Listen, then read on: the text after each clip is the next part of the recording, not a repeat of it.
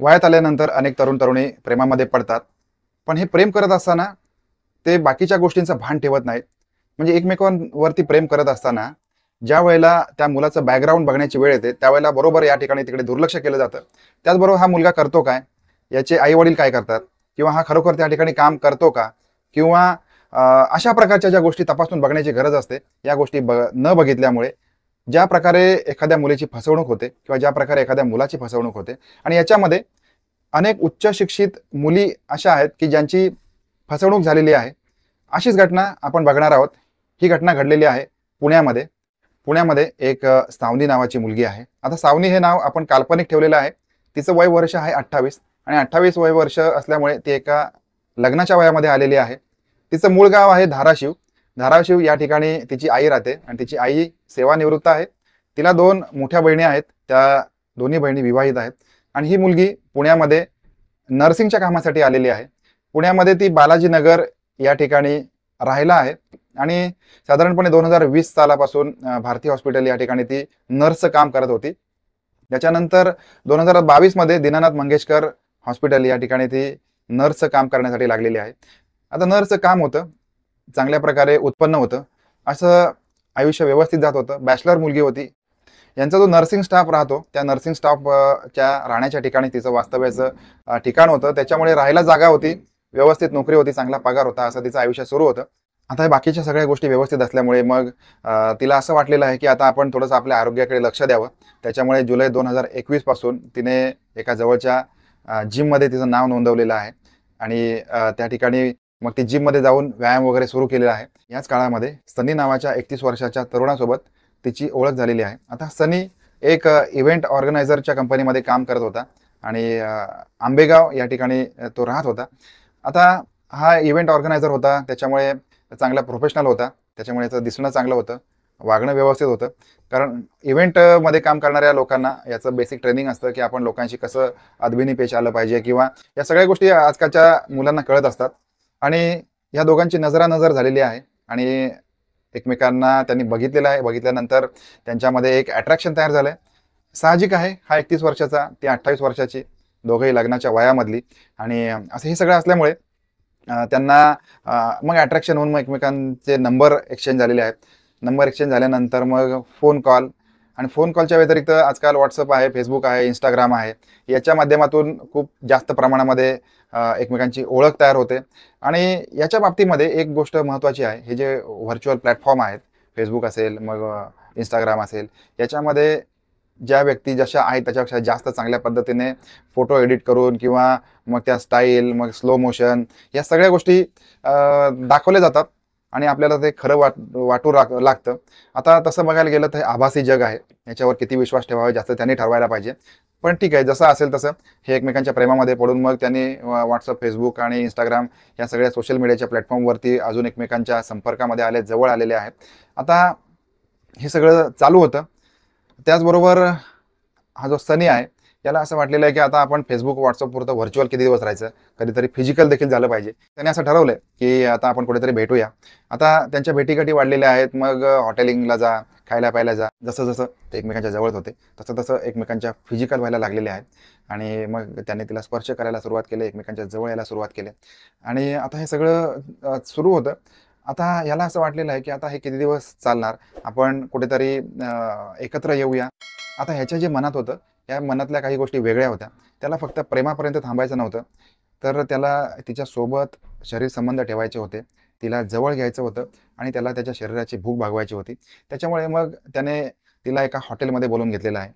आता हॉटेलमध्ये गेल्यानंतर त्याने रूम बुक केली. हॉटेल ओंकार इन असं नाव समोर येतंय आणि 2021चा तो ऑगस्ट महिना होता, पावसाळ्याचे दिवस होते. सगळीकडे आल्हाददायक आणि थंडगार वातावरण होतं. हे दोन्ही प्रेमी जीव त्या हॉटेलच्या एका रूममध्ये आलेले आहेत. आता हम तुम एक कमरे में बंद हो और चाबी खो जाए, हे गाणं फार पूर्वीपासून आपल्या कानावर आलेलं आहे. आता ही चाबी हरवल्यानंतर एकमेकांच्या मनातले जे त्यांच्या म्हणजे आग भडकायला लागलेली आहे, कामवासना भडकायला लागलेली आहे आणि त्याने तिला जवळ घेऊन तिच्यावर प्रेमाचा वर्षाव सुरू केलाय आणि प्रेमापुरतं मर्यादित न राहता त्याने तिच्या शरीराचा उपभोग घ्यायला सुरू केलाय. अंगावर हात टाकलेला आहे सुरुवातीच्या काळामध्ये ती त्याला विरोध करत होती. तिचं असं म्हणणं होतं, की आता आपण लग्न करूया आणि लग्न झाल्यानंतर मग मी तुझीच आहे. त्याच्यामुळे थोडा वेळ थांबायला पाहिजे. पण हा कामवासनेने भडकलेला तरुण होता. त्याला काही करून तिच्या शरीराचा उपभोग घ्यायचाच होता. त्याच्यामुळे मग जे नको घडायला पाहिजे, त्या दिवशी त्यांच्या दोघांमध्ये ते घडून गेलेलं आहे आणि त्या हॉटेलमधून ते निघून गेलेले आहेत. त्याच्यानंतर पुन्हा एकदा 21 ऑक्टोबर 2021 चिंतामणी हॉटेल या ठिकाणी ते एकत्र आलेले आहेत. त्याच्यानंतर पुन्हा एकदा त्यांच्यामध्ये जोरदार संबंध प्रस्थापित झालेत. आता हे संबंध तिला खरं तर नको हवे होते. तिला असं वाटत होतं, की आपण लग्न करूया. पण हा पुन्हा एकदा वयात आलेला आणि काम वासनेने भडकलेला तरुण याला काही केल्या माघार घ्यायला तयार नव्हता. त्याच्यामुळे त्यांच्यामध्ये पुन्हा एकदा संबंध तयार झालेत. त्याच्यानंतर साधारणपणे नोव्हेंबर 2021 मध्ये गोकुळ लॉज या ठिकाणी ते दोघे जण एकत्र आलेले आहेत आणि त्यांच्यामध्ये संबंध प्रस्थापित झालेले आहेत. आता हे संबंध त्यांचे चालू होते. काही वेळेला तिच्याकडून विरोध चालू होता. पण हा ते त्यावेळेला ज्या वेळेला विरोध होईल त्या वेळेला तो तिला लग्नाच्या आणाभाका घालायचा. आपण लग्न करणार आहोत, आपला सुखी संसार असेल. आता आपण एकमेकांच्या जास्त जवळ याच्यासाठी आलं पाहिजे, की आपण एकमेकाला जास्त ओळखू शकू. आता जास्त ओळखणार कसं? तर एकमेकांसोबत फिजिकल व्हावं लागेल आणि जर का आपण फिजिकल झालो नाही, तर मग आपल्याला एकमेकांबद्दलची माहिती मिळणार नाही. अशा स्वरूपाच्या भूलथापा तो तिला कायमस्वरूपी घालत होता. पुन्हा एकदा मार्च 2022 त्रिमूर्ती चौक या ठिकाणी ही जी तरुणी आहे, ही भाड्याने राहायला गेलेली आहे. आता एकटी राहत असल्यामुळे याला अजून बरं झालेलं आहे. हा या ठिकाणी तिच्या ज्या ठिकाणी भाड्याने रूम घेतील त्या ठिकाणी जायला याने सुरुवात केली. त्या ठिकाणी फिजिकल व्हायला सुरुवात केलेली आहे. त्या ठिकाणी तिच्याशी संबंध ठेवायला सुरुवात केलेली आहे आणि हे जे यांचं ते तिच्या घरी जाणं चालू होतं. आता तिला ह्या गोष्टी आवडत नव्हत्या.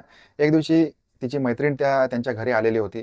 त्यावेळेला मग तिने त्या दार उघडलेलं नाही आहे रूमचं. त्याच्यामुळे त्याने तिच्या दारावरती दारावर लाथाबुक्क्या मारलेल्या आहेत आणि शेवटीला घरामध्ये जाऊन तिच्या मैत्रिणीला पण मारहाण करण्यापर्यंत याची मजल गेलेली आहे.